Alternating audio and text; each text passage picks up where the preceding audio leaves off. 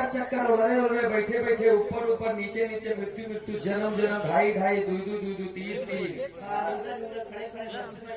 ये सब गाना यार ये सब गाना हाँ बड़े मुझे चक्कर चक्कर पत्थर पत्थर अलग अलग बात बीचे बीचे लेकिन आओ सुना बुद्धि से पैदा नर नारी दुनिया सारी बुद्धि से बुद्धि बुद्धि मूर्ख मूर्ख तब गाना बा लेकिन ध्यान है ये देखी गई थी कि शादी रुकी पहाड़ा से चली ना ये करे आगे चारा शादी रुकी पहाड़ा से पहाड़ा है बिरहा में गिनती यही पर मने का दिन बहुत दुखी गई है भाई इनको खोदे अभी तो कार्यक्रम सुमित्रा नंदिनी जी से राम चढ़ाए थे हाथ बढ़िया लेकिन ध्यान दे कभी हमारे नाना जी का कहना है 1 से लेके 20 तक हम गाए रहे 5 से लेके 50 तक हम गाए फिर हमने ये भी कहा कि अगर यहाँ से 60-70 जाएगा तो सूरज जी 90 100 और 110 कर देंगे ये गारंटी है। अब हमारे साहब हमारे नाना जी के संकेत दो एक किलो गीत लेगा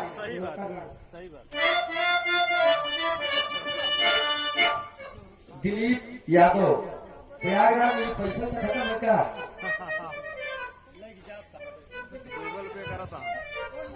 डाल दे फिर गूगल पे फोन पे हम बोल देंगे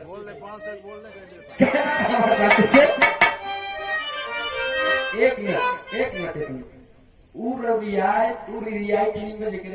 चैनल हमारा गाना न तोरे के हम लाख 2 लाख भी उछले हमारे वजह से पेमेंट उठाया बच्चा 100 रुपया लगेगा चाचा नहीं भाई अब कहना परामर्श साहब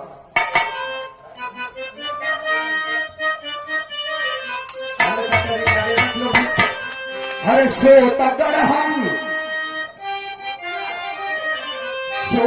हम तुम्हें क्या बताएं श्रोता बंधु तुम्हें क्या बताएं गीत का है वजन आधा आधा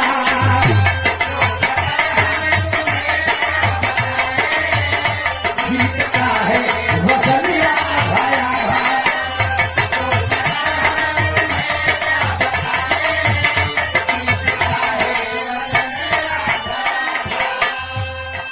हम गैलक चीर देंगे अलगे अलगे और आधा आधा ध्यान देंगे आप आधा आधा का आधा बाबा चारों युग से जब मरा लाल रोई पिता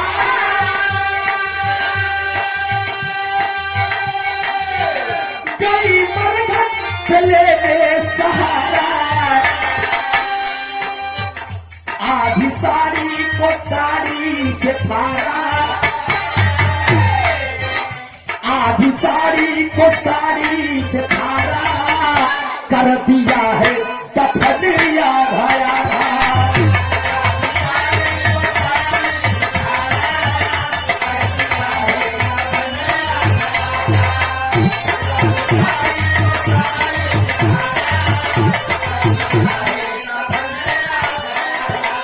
और हमारे हृदय के गर्जन आप हमारे नाना जी श्री अहमद अली अरे करेजा करके 100 रुपया पुरस्कार बहुत गुस्सा मार दे दिया बोल दे चचा हमारे प्रयागराज म्यूजिक आप सब बोले हैं और कहो 100 रुपया का पुरस्कार सब दे ही ना आज सब दे ही अरे वो भैया दुआ करब यार वीडियो भाग जाला जे न दे उन रिकॉर्ड से जे न दे ना जाले को हजार न भागी अरे यार हम गवैया है हम लोग हम का लोग के 100 रुपये देम जे तो का लोग को दिक्कत हो बा 1000 के गाना कैसे रिकॉर्डिंग करे दी फिलहाल कोनो दिक्कत नहीं हम दयालु हैं हमारे वजह से तो हाल का पेट चले अच्छी बात अब ए भैया कहना पड़ा जब बड़ा लाल रोई थी तारा जब महाराज दानी हरिश्चंद्र जी के औरत जिनका नाम तारा बताया गया उन दोनों के बीच में एक सुपुत्र जिसका नाम रोहित बताया गया रोहित को जब नाग डस लिया उस समय रोहित को अपने गोदी में लेकर के वहां जाकर के मरघट पे अपने पति दानी हरिश्चंद्र के सामने कहती है एक बात कि महाराज हमारे पास देने के लिए आपको कुछ नहीं है लेकिन ये मेरा बेटा है इसी का क्रियाक्रम करना है लेकिन ध्यान दीजिए आप कर्म के आगे आज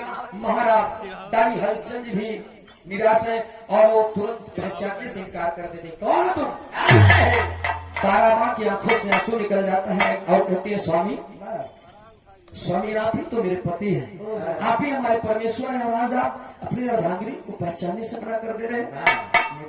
आंखों में आंसू लिए हैं रानी हरिश्चंद्र जी और कहते हैं कि नहीं जानता मैं किसी औरत और किसी बच्चे को नहीं जानता।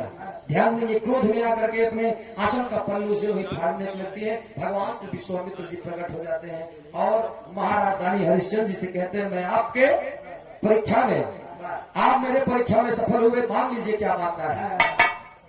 उस समय उन्होंने कहा कि प्रभु मुझे कुछ भी नहीं चाहिए, बस वही मेरा प्यारा राज दुलारा मेरा लाल मुझे वापस कर दीजिए और मेरा सुकून मुझे वापस दे दीजिए। विश्वामित्र ने आशीर्वाद दिया और कहा जाइए तथा ऐसा ही होगा, और उनका खोया हुआ राज तिलक फिर वापस आया। दूसरे अंतरे में इस सतयुग की बात रही, त्रेता में क्या कहना पड़ा।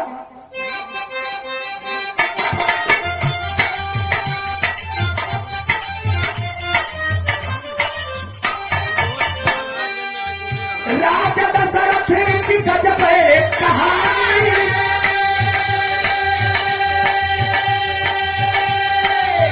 यज्ञ में तो फल तीन रानी। राजा दशरथ के गजब कहानी, यज्ञ में फल दो थी, बात रानी तीन थी। एक फल दे दिया एक तो है, एक फल दे दिया एक तो है, एक में को दुल्हन याद आया।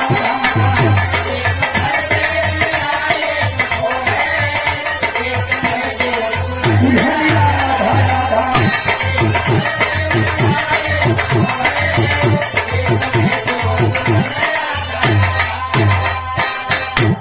राजा दशरथ जिस समय यज्ञ किए थे उस समय दो फल मिला था, दो फल में तीन रानियां, एक फल एक को दे दिए और एक फल में आधा आधा करके दोनों को दे। जौने फल में आधा आधा रहे वो रानियों से एक एक लड़का, और जौन फल एक खेले थे ना उनसे दो लड़का पैदा था। चार भाई थे, राम लक्ष्मण भरत शत्रुघ्न। ध्यान देंगे आप कहीं बात आएगी द्वापर में कहना पड़ा।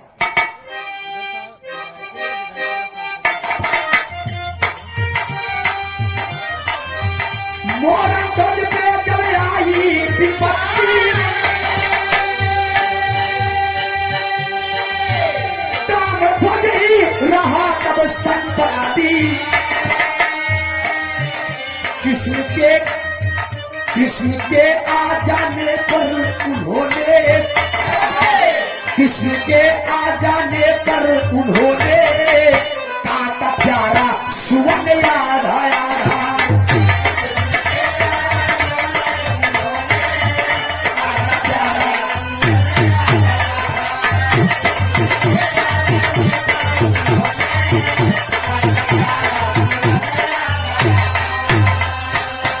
महाराज राजा मोरनध्वज के बेटवा ताम्रध्वज जिनका परीक्षा लेने के भगवान श्री कन्हैया पहुंचे अर्जुन का घमंड तोड़ने के लिए, और वहां पर पहुंचे भगवान श्री कन्हैया कहने लगे कि मोरनध्वज तुम इतने बड़े दानी हो, आज मुझे भोजन कराओ। स्थान लगा दिए और भोजन बनाए, भोजन तैयार हो गया। जब ले आए कि भोजन दे लगे कि हम दे के खाए ले, लेकिन हमारे शेर का खाई, और वो शेर कोई और नहीं था, अर्जुन स्वयं शेर बन करके बैठे हुए थे। कह शेर क्या खाएगा, कह शेर मांस खाएगा, कह प्रभु मैं शेर के लिए भी जा रहा हूँ व्यवस्था करने के लिए। कह नहीं नहीं नहीं नहीं, ऐसा वैसा मांस नहीं, तोहरे लड़का के ताम्रध्वज का ये मांस खाएगा। हाँ कहने के बाद जब अपने बेटे को काटने के लिए चले उस समय मन एक बात और कह दिए। उन्होंने कहा कि एक बात याद रखना, जाकर रहो अपने बेटे को काटने के लिए, लेकिन तुम दोनों पति पत्नी की आंखों से आंसू नहीं गिरना चाहिए। कौन ऐसा पत्थर दिल होगा जो अपने सुपुत्र को काटेगा और उसकी आंखों में पानी न आए। फिर भी हाँ कह दिया। गया अपने बेटे ताम्रध्वज को काटा, काटने के बाद पाए अंग से आंसू टपक गया। गैस भोजन दिए शेर को, भगवान श्री कन्हैया उठ गए कि तुमने अपने वादे के मुताबिक गलत किया है, जाओ यहाँ से, मेरा शेर भोजन नहीं करेगा, मैं तुमको श्राप देने वाला हूँ। क्यों? तब उन्होंने कहा कि तुम्हारे आंख से आंसू गिर गया।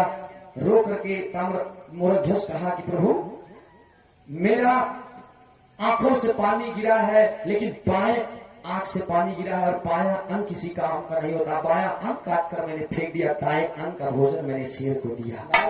भगवान श्री कन्हैया प्रसन्न हुए और उन्होंने कहा कि मांग लो, क्या मांगना है।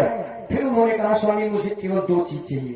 पहला तो ये कि मेरा राज दुलारा मुझे वापस दे दीजिए, दूसरा आने वाले कलयुग में किसी शख्स का ऐसा परीक्षा मत लीजिएगा वरना वो आपके इस परीक्षा में निपुण नहीं हो पाएगा, असफल हो जाएगा। आज के जमाने में देख ला क्यों लड़के खिलाओ खिला चौराहे तक चला जा, बस कहीं किडनी चौराहा आएगा। अब कलयुग की बात लेगा फिर देगा प्रियंका का नंबर।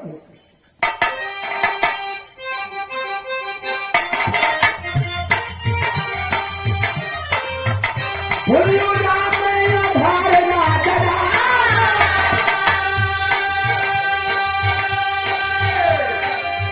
विमल अमलन तू तेरा श्याम, भोजराज सूरज भी लिखते, भोजराज सूरज भी है लिखते, लेकर के कलम याद आया।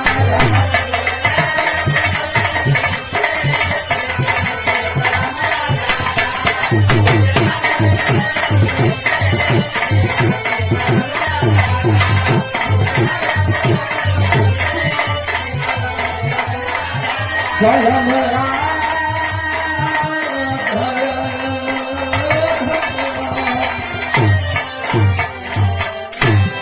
चलते चलते